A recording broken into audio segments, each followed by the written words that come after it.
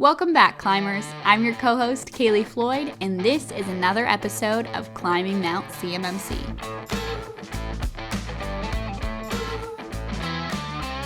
In today's episode, Bobby and Adam are talking about the most common mistakes that businesses can make while going through the CMMC journey. This is part one of a two-part podcast, and we hope you enjoy today's episode.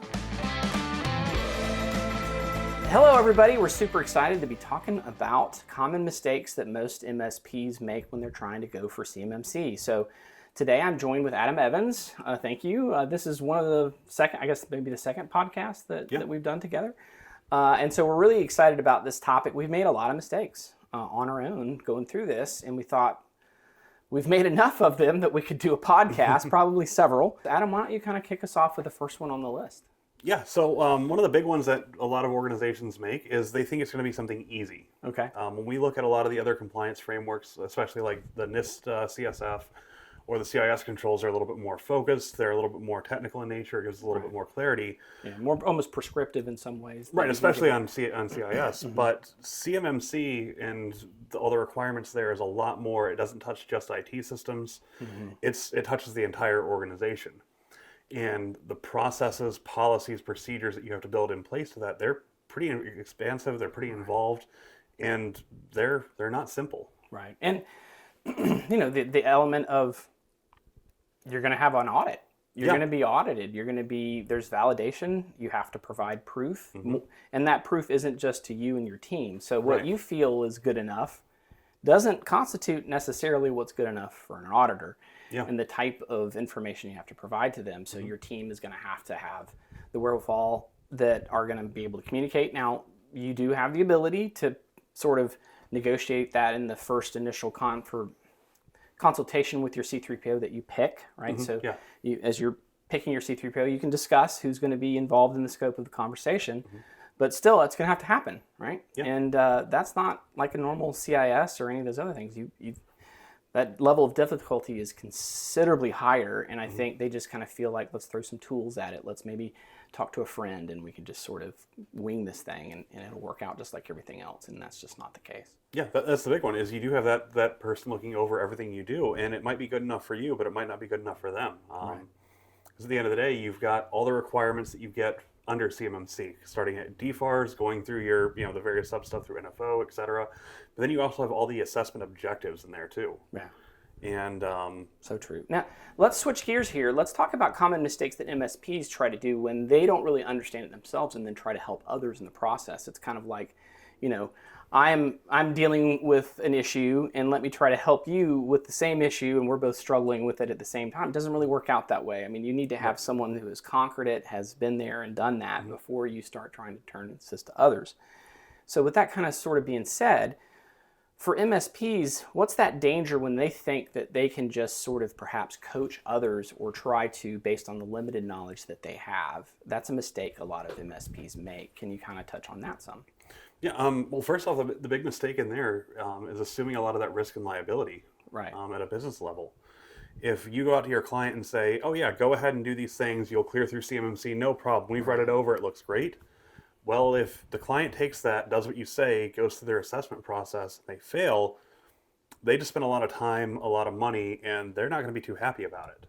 And you might have an agreement that says you can't hold us liable, but that doesn't mean someone can't sue you about it, right? I mean, this is a litigious world that we live in. And so just because your agreement supposedly gets you off the hook, if you have given clear advice and you're not qualified to provide that advice and you still do that, I mean, there's clear negligence there, even if your contract says you're not liable for that.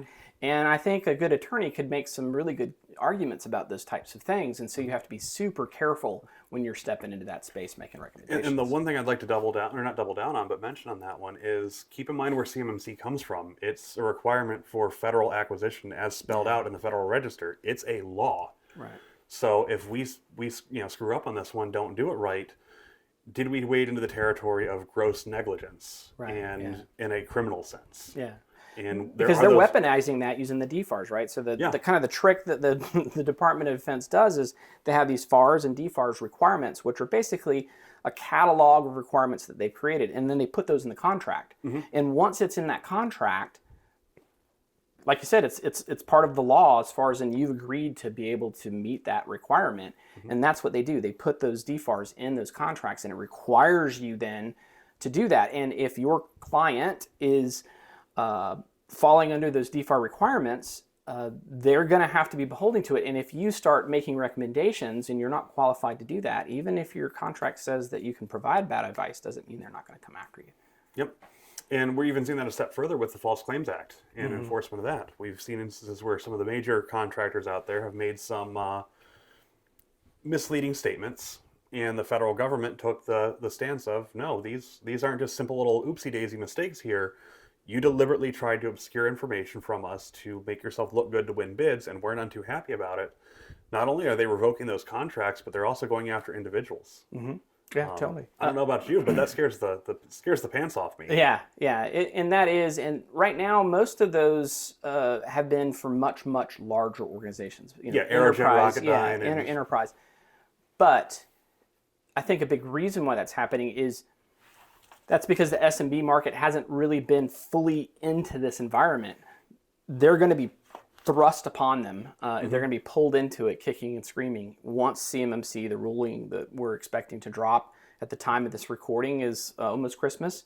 So the ruling hasn't come out yet. So probably when you guys are watching it, it probably has. And we're so jealous that you've seen it because we haven't. Right.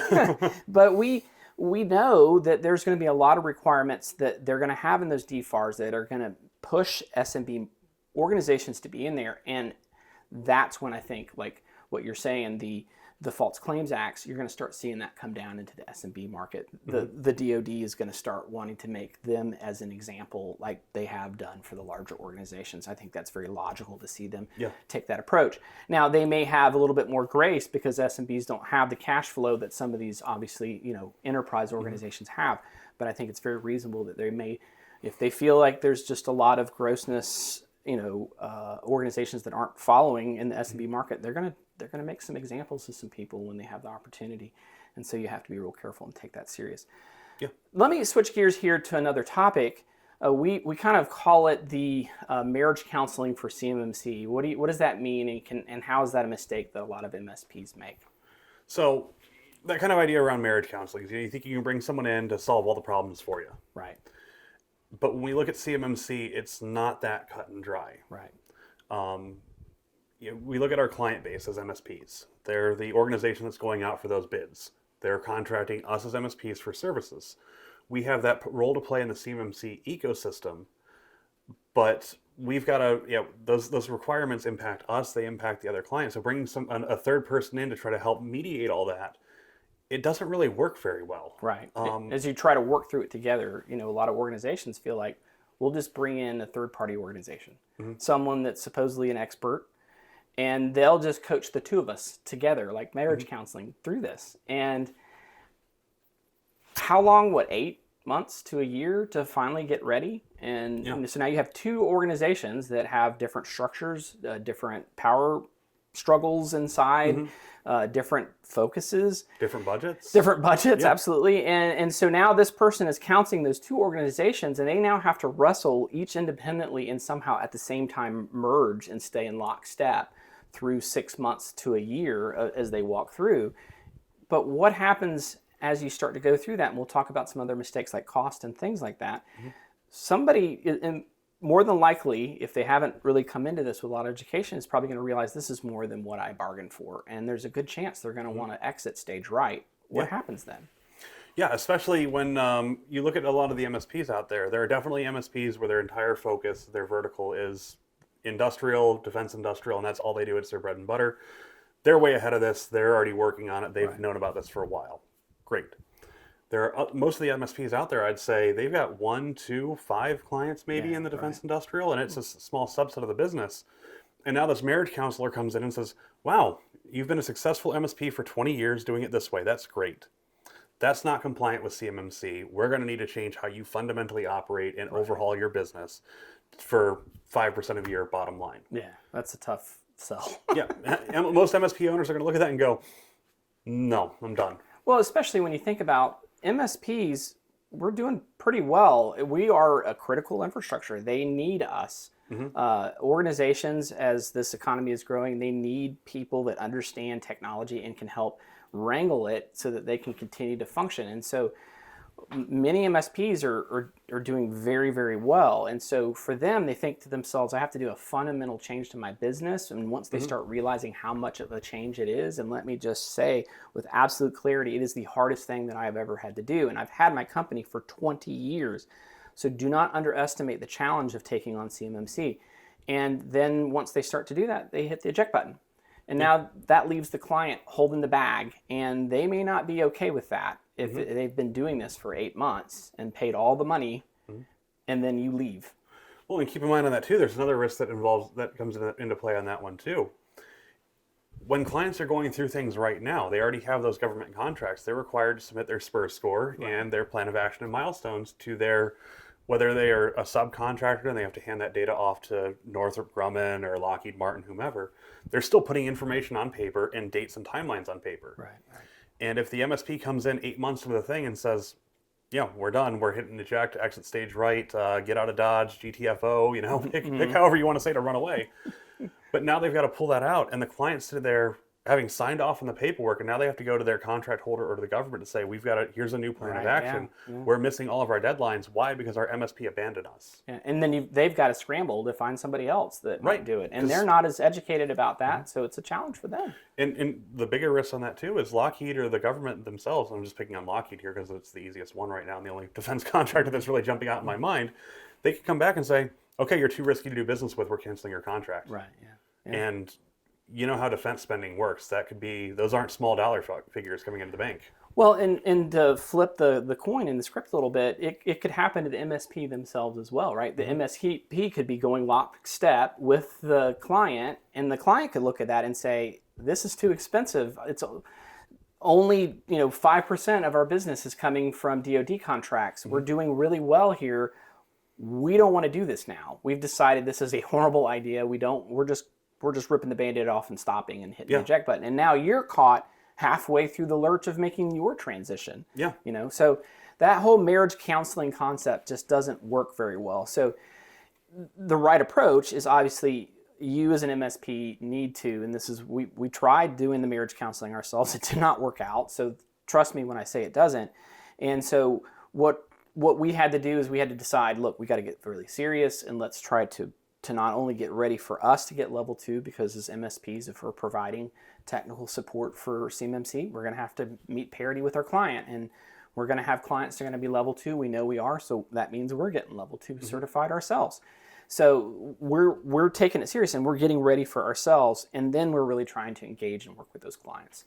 And that was, I think, a tough lesson for us that really cost us a lot of money and time and effort. So we've been working through this process and everything. You've been, heads down, trying to get things done for a while. Mistakes made along the way. You tried the marriage counseling route, and we're going down how we can do this ourselves. So what does right look like as an MSP? That's a great question. And in IT and doing IT for 20 years, I thought, I can just figure that out on my own. And of that, I have no doubt. But what the problem, though, is if you want to do it efficiently, given the fact that we haven't grown up in FedRAMP, we haven't grown up in the DOT, in the DIB space, and so about 2.5 years ago, as we were starting to try to step into that space, we didn't have that experience to lean back on, so we didn't know what right looked like, and so we just thought, well, we'll figure it out. We'll try to do some different things, and I even went as far as to get CCP certified, but those things is they're teaching you from different perspectives, but I didn't know what a fully fledged ecosystem built, ready to pass an assessment really looked like, because I'd never touched one, smelled one, never worked in one. And so fortunately we ran into Amir Armand, and she had a fully built out ecosystem. Now it wasn't set up for MSPs, but it was set up for just a traditional organization trying to get level 2 certified. But it was a complete system. It was the first complete system I had really had a chance to work with and see. And boy, did that open our eyes. Okay, now we can do this. We've got this. We have this system. Now we see how these different things work. Now we see how the SSPs are tying together. Yeah. And we see what right looks like. Once we knew what right looked like, the world opened up. And that's also a big reason why I brought you on board, is like, now I know what right looks like. And I know that it's going to be difficult for me to try to tackle it on my own. So that's a big reason why we brought you on, and your expertise and just passion also is about documentation. I'm not very great at that. Yeah. And so, you've been a huge help for us in doing that, but I didn't know what right looked like. That was the big challenge for me. Have you seen that in your experience for what you're dealing with? So from my end, my CMMC journey has been a rather interesting one. Working in the wonderful world of MSPs, I got my first taste of it when a client submitted a ticket who was in the defense industrial base saying, we have to meet this NIST compliance thing, and can you help us out with this? And I said, sure. How bad could this be? Little did you know. That was literally looking at the hottest chili pepper chip in the world saying, how bad could this be? And about 30 seconds into it, you're sweating profusely, the face is red, you're crying and begging for mercy. Same concept. And from my experience going through that, mistakes made along the way was trying to understand the complexities of it and decipher it, which is really digging super deep into it, understanding the controls, the fact that there is an 800-171A as your assessor guide to figure out what actually you need to do, the controls that are implied that it assumes you already have that most MSPs or SMBs don't already have. It's difficult. And then we look at the wonderful world that we deal with as MSPs with people saying that they know absolutely everything that don't. Right. People and vendors out there that say, yeah, we're fully compliant with all this other stuff. They're not. Or that say, yeah, this doesn't apply to us at all. And you're like, but, okay. So a recommendation that I would have, and I'm curious to see what you have. I'm going to throw out my thoughts, and we haven't really rehearsed this, so I'm not sure what you're going to say. But I highly suggest that you talk with a CCA, certified, CMMC certified assessor, or a C3PO before you really start this journey, to have somebody in your corner that has gone through assessments. So not just any CCA. I would pick a CCA that has either been gone through joint assessments, right? That has participated, you want to check their pedigree and see, because just because you have a CCA doesn't necessarily mean that you're going to understand MSPs and know how to work with them. But a C3PO organization has to go through the audit. They have to go through the process, and there's a certain level of requirement in order for them, obviously, to be able to be C3POs. So if you kind of target those individuals and say, help me, show me, talk with me about this kind of stuff, versus just finding a vendor that's trying to sell a tool, and to them you're just a commodity, you're going to be much safer. So that's where I would start first, in my opinion. But I'm curious, what's your take on that? So I would agree with the talk to someone approach. Now, I know engaging with a C3PAO or an assessor costs money, Yeah, sure. But there are MSPs that are going through this process and journey themselves. We're one of them. Yeah. There are plenty of other ones out there as well who would be more than happy, I'm sure, to answer some questions for you as the free of charge. Mind you, of course, because it's just free advice, it's going to be a little bit more limited. But there are some great people out there to share their stories. There are great people out on social media. I think some of them are coming out, have been on the podcast already as a recording, or will be, or whatever. So there's lots of people out there that have gone through this, that understand the requirements, that know the pitfalls that we face as MSPs and SMBs, and can talk to it and kind of give you some feelers and some thoughts as to, is this enough to go down? If you like what you hear from them and you think, yeah, I still think this isn't going to be too bad, I can still do this. Take the next step, like you mentioned, contact the C3PAO, start thinking of the assessors, and then you can start throwing some dollars and cents at it. Because at the end of the day, this is expensive. Now, some C3POs, all they focus on is doing assessments, so they cannot give you consulting services. But some C3POs will do consulting. Now, when they do consulting with you, they cannot do your assessment. So they're disqualifying themselves from being able to participate in assessment to you as an organization.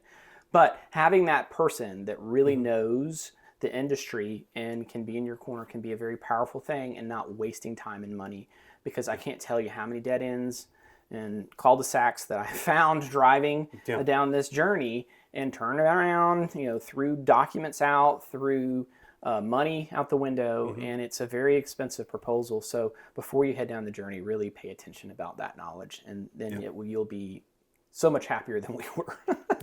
And we'll always be able to try to help you. Since you're watching this podcast, obviously you've got an interest in it, but reach out to us, and we'll, me, Adam, or Kaylee, and we're always here to try to help out as best we can. But, there's lots of other avenues as well. Yeah, absolutely. So let's talk about the complexity of CMMC Let's talk about how that complexity can really sneak up on you and bite you when you're getting into that space. Can you talk about how that's a mistake that MSPs tend to make when it comes to that? Yeah, so CMMC has so many different bits and pieces. So CMMC comes from your requirements under DFARS, like we already mentioned earlier. DFARS has its own subset of little gotchas in there. Right, for sure. So you have to understand those. Then there's CMMC, and that's going down to 800-171, which has its assessor guide for one, but also there's its appendixes and appendices. Words are hard today, everyone. But if we're technical people, we'll look for the meat and potatoes of it. We'll see scope, objective, overview, and go, give me the meat and potatoes of this. I don't want the appetizer. So we jump right into the controls and go, okay, cool, great. And then you go down the road, and one of my lessons learned the hard way was the NFO controls exist. Right. I was at a conference, and the speaker was like, how many MSPs do talk about CMMC and are working towards it? Raise your hands. I'm like, yay, I do this. I'll keep my hand up for dramatic effect. And then she's like, okay, how many of you have not heard of the NFO controls? Keep your hands up. Hey, how many of you have not heard of 800-171A? Hey. Okay, everyone with your hands still up, you're screwed. Yikes. That's the eye-opener, huh?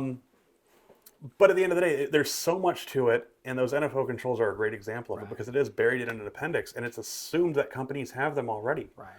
And you know what they say about assumptions, so it's bold of the federal government to make that kind of an assumption, but the NFO controls are policies and procedures and stuff that organizations absolutely should have. And if you are competing and moving through the defense industrial base, you should have the stuff already. They're not wrong in making that assumption. Right. But it's something that can be so easily overlooked. And then we get into 800-171A with the 300 some assessment objectives in there. 320, yeah. Mm-hmm. And it's a lot in there. Yeah. And if you try to dive right in, I remember the first time I looked at 171, I said, well, this doesn't seem so bad. Like, use encryption for data at rest. Like, BitLocker done. Yeah. What's this FIPS thing down there? What the heck is FIPS? Let me Google that real quick. Yeah. Okay, now FIPS validated versus... Yeah, what? Yeah. So many weird little nuances in there, and it can go from 0 to 100 real fast. Yeah.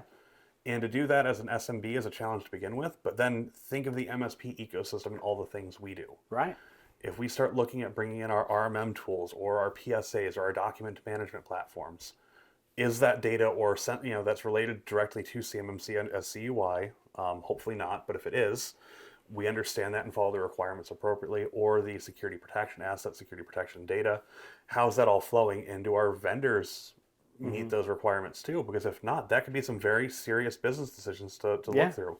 Yeah, the complexity can really sneak up on you. And to kind of drill more about the NFO controls, basically, I think it's the 171, not 171A document, and I think it's Appendix E. If you scroll down to the very bottom there, the NIST organization, specifically Ron, and they went through and they filtered a lot of security requirements that were from the 853, and they filtered them down, and they kind of had to make some decisions. And so NFO was one of those decisions. They categorized some of the security because, for those of you who may not be aware, 853 had so many security controls. Like, I think 1,000 is how many that's in there. So they took that 1,000 and they shrank them down to the FedRAMP standard of what's included in the 853, and then they categorized it even further, and that's where that NFO came in.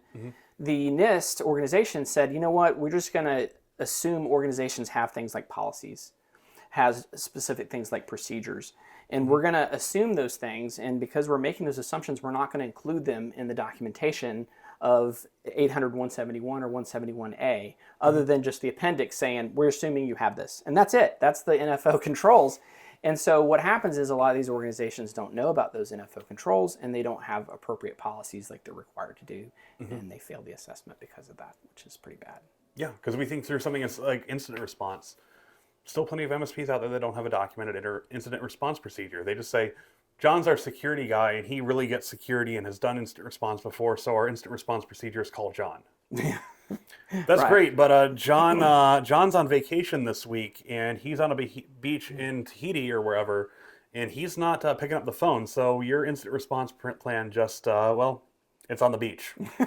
So now what? Yeah, you're pretty screwed. Okay, everybody, we're kind of going long, so we still got a few more things that we want to cover. So we're going to go ahead and break this podcast into 2 pieces. So stay tuned for next Thursday, where we're going to come back to talking about some of the common mistakes MSPs make. So we will see you next Thursday. Make sure to follow us on LinkedIn and YouTube to stay up to date on the latest CMMC news. We hope you guys enjoyed today's episode and listen out for the next one. But until then, keep on climbing.